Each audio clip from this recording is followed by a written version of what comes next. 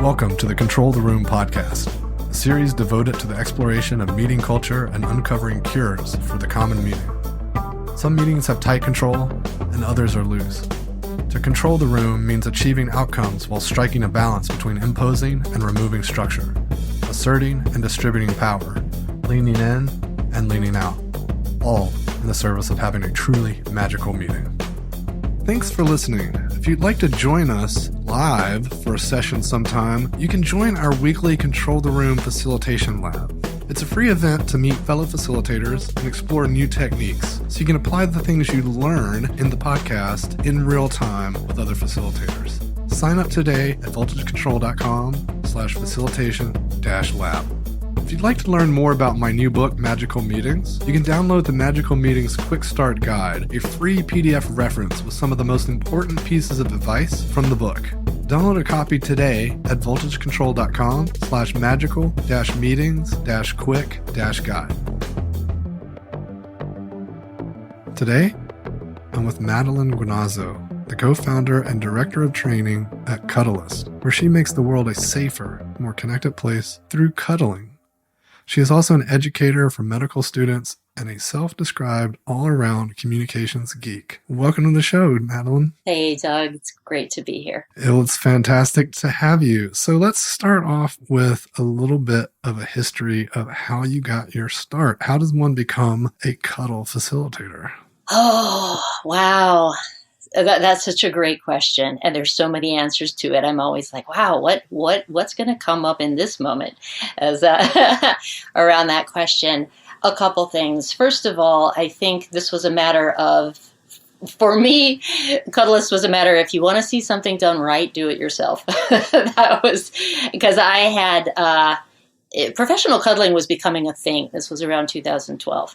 And at that point, I had spent years facilitating a workshop called Cuddle Party, which is, for all intents and purposes, this is a workshop with kind of like the first hours is a workshop on consent and communication. And then we have like an hour and a half practicum where we practice consent and communication using cuddling. And that was really important to me, that this training live in the world, that this be part of the therapeutic practice of bringing this individually one-on-one. So that's, I started Cuddleist because I wanted to see it done the way I wanted to see it done. Oh, that's so cool. I love this notion, of consent. And like a good friend of mine had shared with me some writings that he had found from the role play facilitation world, like the Dungeon Master kind of guides and things.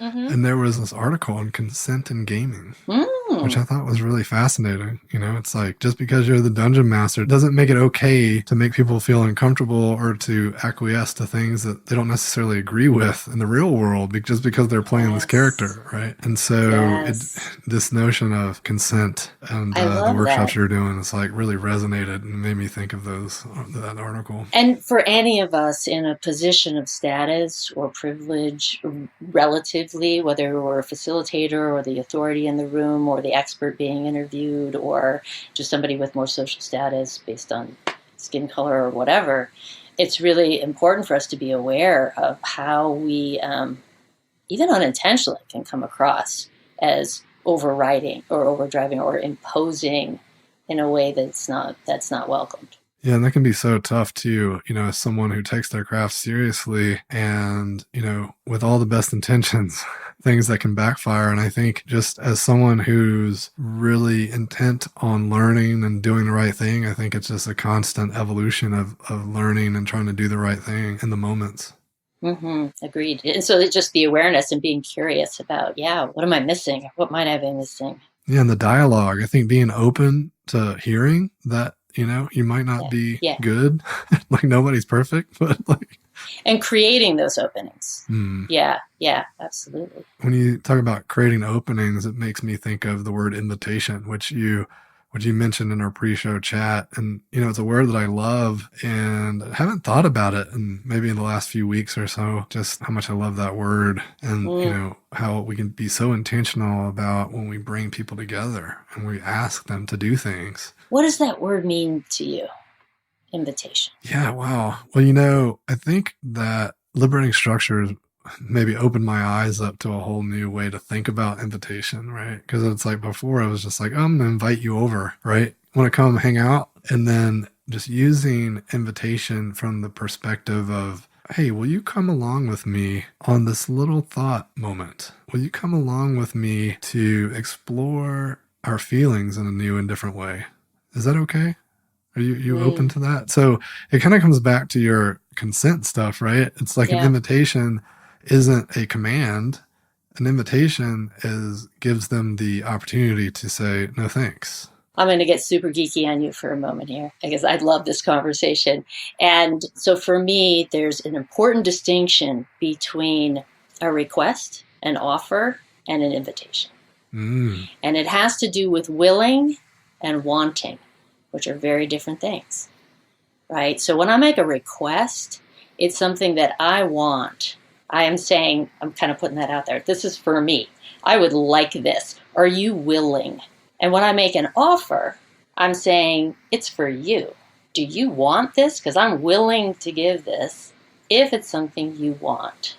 And an invitation, what I love about an invitation is that kind of that sort of middle ground where it's like, hey, I have an idea. I'm inviting you. I think this would be fun, but it's not going to be fun unless you think it's going to be fun too. That's really cool. It's like both parties have to be involved or it doesn't work. The magic's not there. If both people aren't into it, that's cool. Yeah, and all of them have consent in them because the implicit and important essential underlying thing is anyone can opt out at any time, right? With no negative consequences. It's not an expectation. It's not a demand, right? It's not conditional necessarily. And if it is, then we want to communicate that. And I guess maybe similar to conditions, but maybe a little more rooted in how do we even respond when someone declines our invitation, knowing that, our job's to get the audience from point A to point B and people are rejecting the invitation. And, we feel inclined that they hired us to get us there. Like, sure, it's like fine to say like, I want to be open and whatnot, but I would imagine a lot of listeners, especially young facilitators, might be thinking, well, I've got a job to do. How can I just come in and say people might be able to do this? What's some kind of advice there? Yeah, well, I'm going to take this back, a little bit is, the way real estate people say location, location, location. So for me, communication is all about context, context, context, right? It's like, what is the context that we're communicating within here?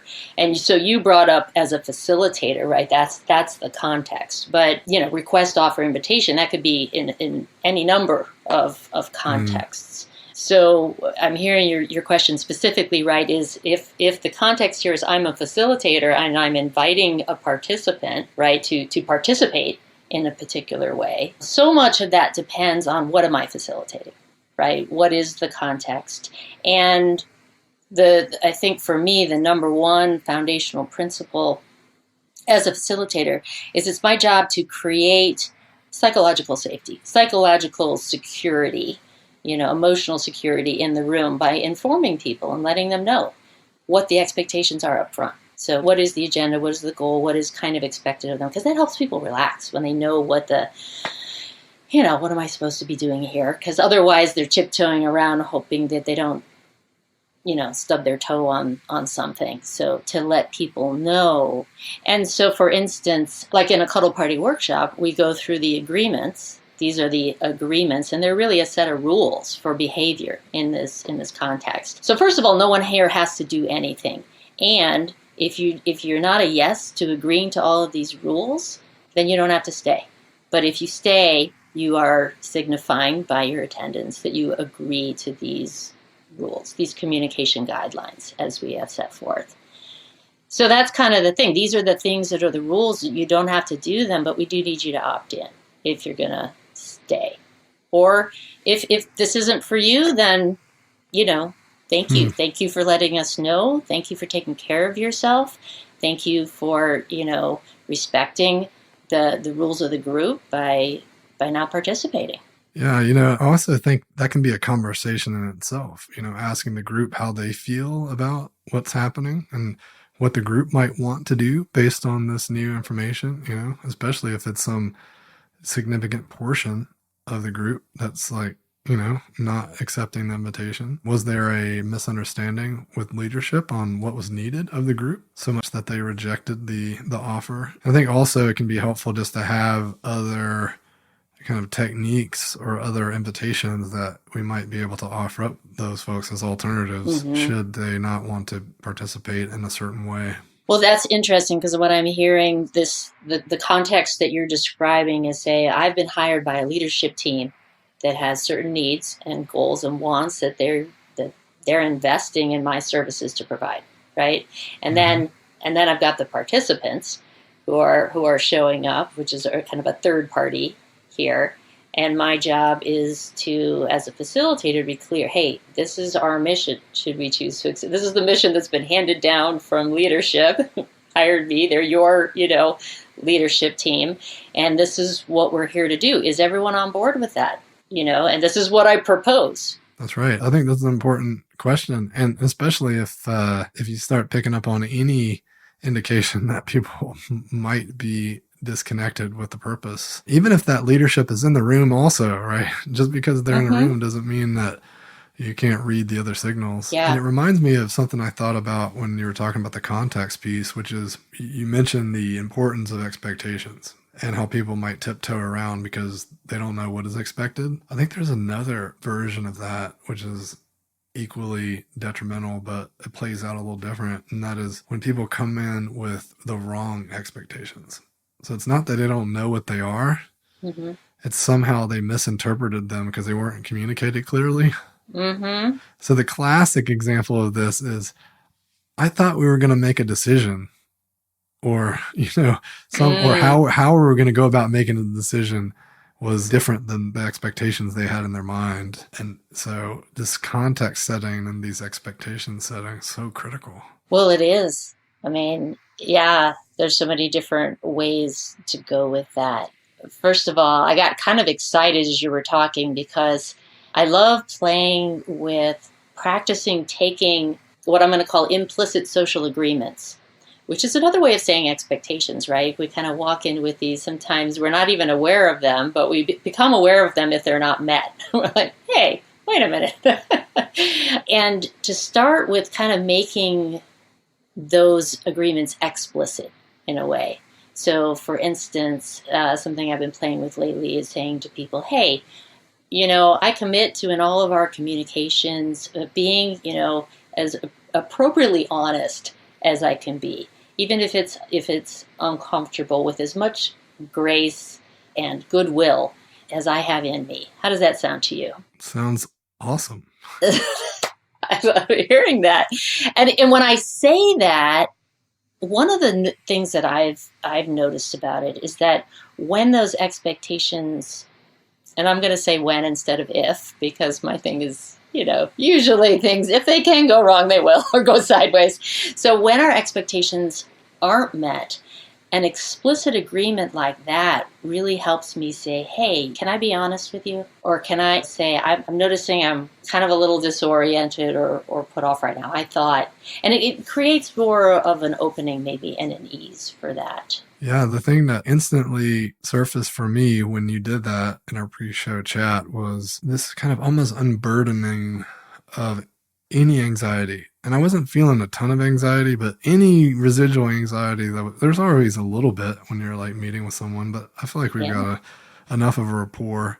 But certainly when I'm meeting with someone that I haven't spoken with much or just haven't connected with at all, and there's just like I don't know, I haven't really figured this person out yet. It can be, it can be a little tough to try and like have a good conversation because you're like the nerves are a little on edge, And I just felt that any residual resemblance of any of that would just kind of went away. I was like, oh man, yeah, this is all good. Like she just kind of stated how I like to show up, and I know she's showing up how I like to show up, and we're just going to be pals and have a good time. That is such great feedback. It really is. So that makes me think of another thing. When you brought up this idea of having this conversation, there was this, you threw out this idea about like how people meet and why it matters. And I thought about what is it when I meet somebody, when I'm having an interaction with somebody, what is it that I want to get out of it? Like, what is it that makes it meaningful or successful? I'm putting that in air quotes. Like, what is a successful sort of a meeting? And I thought I would ask that of you, Doug. Like, what comes up for you when I say, yeah, what do you want when you're meeting somebody? It's kind of funny. I had a conversation with a friend of mine, gosh, like 20 some odd years ago. Gosh, it might have been like 24 years ago now. And she was making this interesting point, which is like, the older you get, I guess she was saying the older I get, the more I realize that the more critical I am of who I spend my time with and how does picky I have to get, just because time becomes more limited. And I always thought that was really fascinating. Like, how do you tune that filter and what's important for you? And it's interesting because I think I compartmentalize quite a bit. And on the personal level, my rubric is a little different than on the business level. And even in the business world, there's a different rubric for like a sales meeting versus someone who wants to be mentored by me or an existing client. In the sales meeting, I'm looking at it thinking, what's the probability that this is going to close? And is this something I really need to be present for? Or is this something that, Shane can take on by himself, right? Is my presence really required here to alter things, to change things for the better? Same thing for the mentorship, Do I feel like this is someone who is ready for my guidance? Are they at a point where they've outgrown my feedback, where they're just like crushing it and maybe someone else might be a better suited mentor? Or are they too early? Have they not had the right epiphanies go off to where they're going to even understand? And sometimes those things are hard to judge on an initial meeting or before a meeting. And that's something I struggle with quite a bit because I really believe a lot in serendipity, but the busier I get, the harder it is to invite all the serendipity, right? And so you have to like make some hard choices sometimes of like, okay, I'm going to turn this one down. But I think I tune my filter. I try to let little things float through every now and then that maybe I would have said no to just to see what happens, just to kind of, keep it fresh and make sure I'm not just closing my mind off to a whole new world that I wouldn't see just because I've kind of created this system that works or whatever. Yeah, I really appreciate, wow, the nuances and the amount of thought you've put into that. It reminds me of my screening process for clients.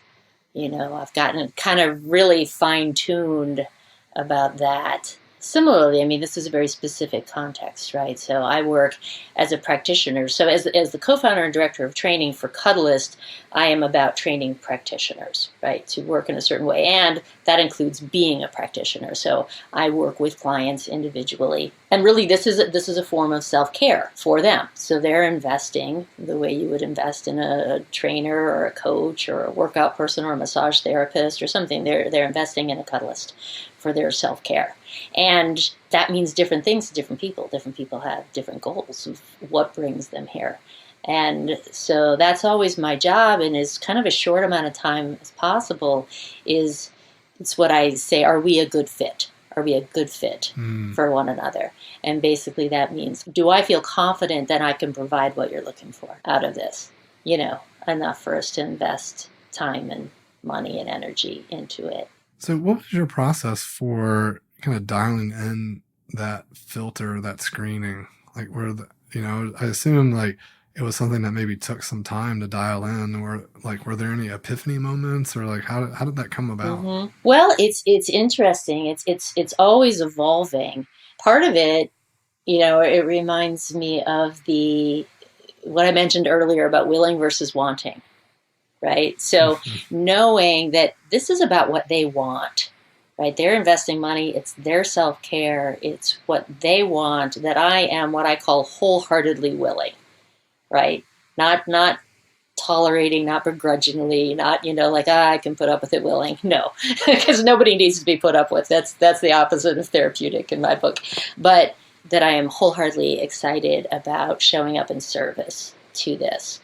And we have a code of conduct. We certainly, there are parameters, right? There are things that, most of that is about where a session is not going. And if I get the sense from a client that they're maybe wanting something that is not within the code of conduct or the parameters or my personal comfort zone, I will sort of, I'll ask them directly about that. And a lot of clients will say, no, that's fine. That's okay. That's fine. I understand. That's not a problem. And I say, yeah, no, I appreciate that. And, is that something that you want? Is that a limitation that you want, or is that a limitation that you're settling for?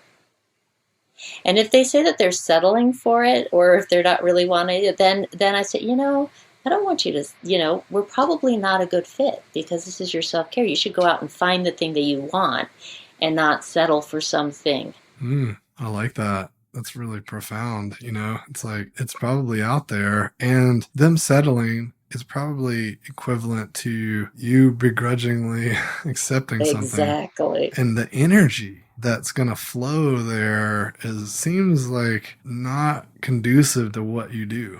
Right? It seems like the whole point of you doing what you do is about positive energy, and it's just not going to flow if like either side's like, ugh. It's sort of like someone getting a birthday present they don't like and they're pretending like they like it, and right. It's like they're everyone being can tell. Yeah, everyone can tell, like, oh, they're going to totally take that back. It's like, wouldn't it be great if they could say, this is awesome, I'm going to have so much fun regifting this. This is going to be great. This is going to be the best white elephant ever. Aunt Susie will love this. No. So good. But I thought of that when you were talking about mentoring somebody, right? Like that, like, are we a good fit, or do they already know what I have to offer, or is it too much for where they're at? And that's what we're looking for, is that optimum fit, right? Is this going to be something that's just going to feel great? It's going to hit the sweet spot for both of us.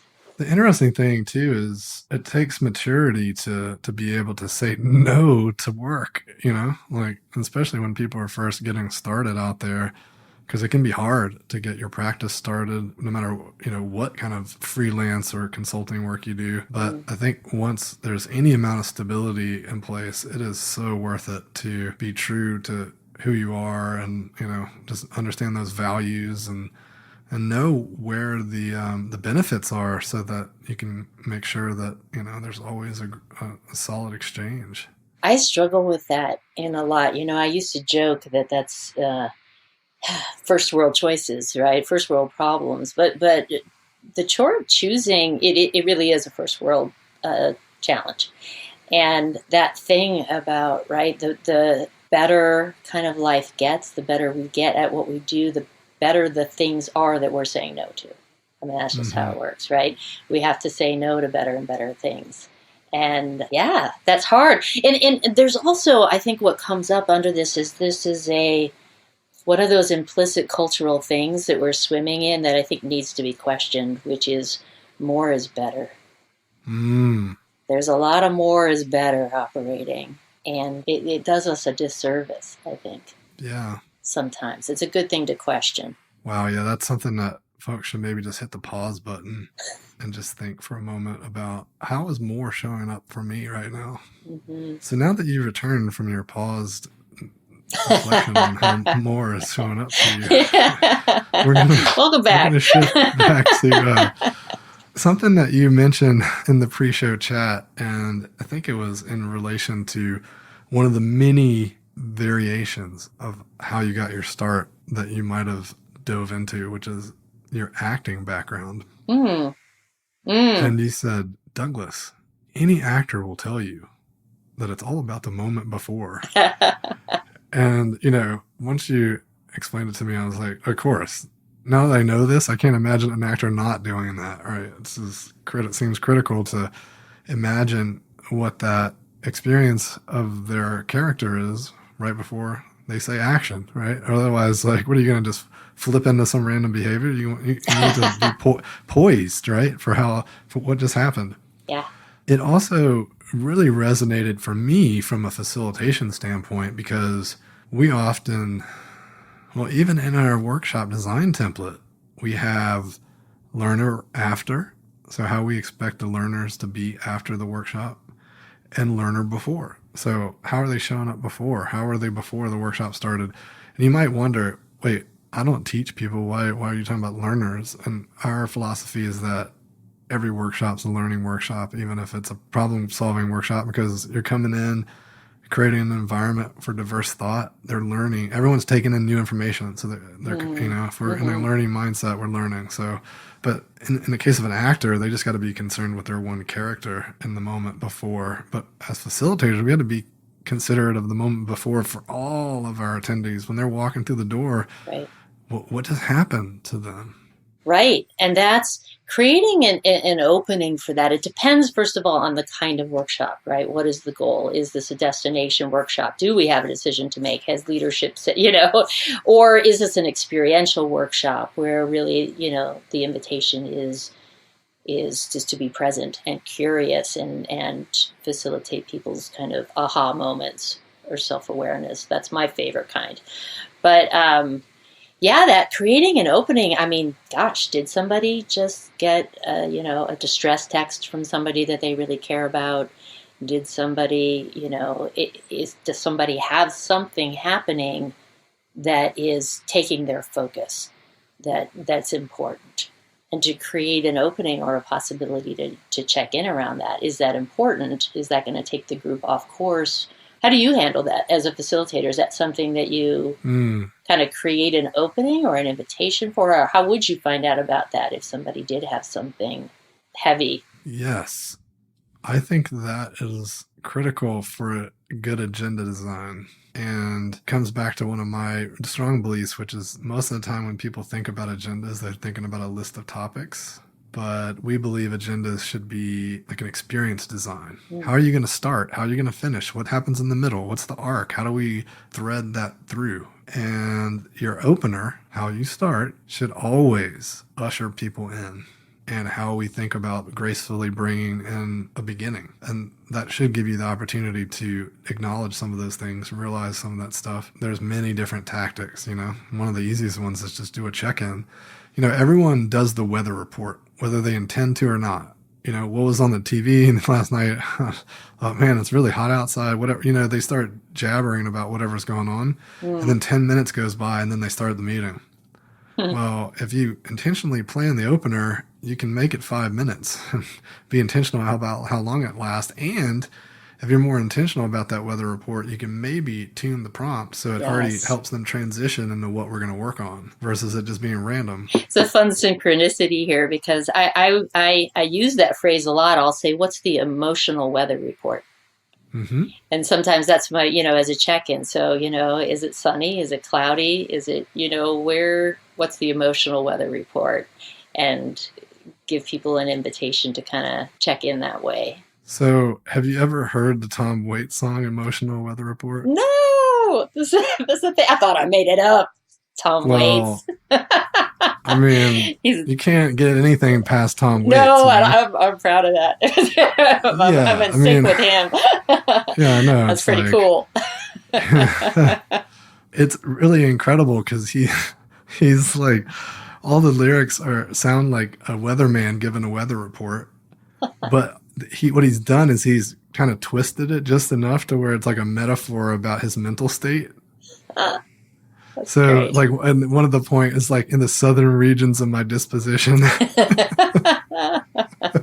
It's so good. I highly recommend checking it out. It's on one of my favorite records of his called Nighthawks at the Diner. It's really good. I will definitely be looking that up. Especially if you have an activity called Emotional Weather Report. You'll have fun with that. Excellent. I think with that might be such a fun way to end. We'll just end with Emotional Weather Report. And I want to give you a moment as we close here to think about a final thought for our listeners.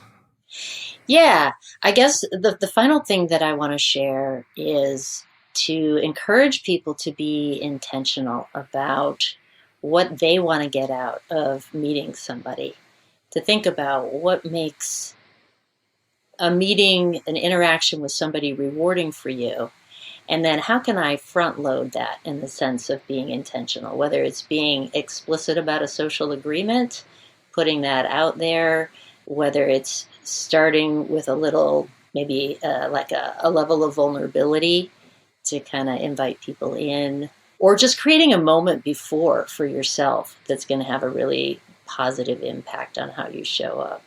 Excellent. Well, it's been a pleasure chatting with you today about moments before and context and social agreements. Such great stuff. It's always a pleasure. I look forward to many conversations in the future. Thank you, Doug. Yeah, I always enjoy our hangouts. It's great. Thanks for joining me for another episode of Control the Room. Don't forget to subscribe to receive updates when new episodes are released. And if you want more, head over to our blog where I post weekly articles and resources about working better together. voltagecontrol.com.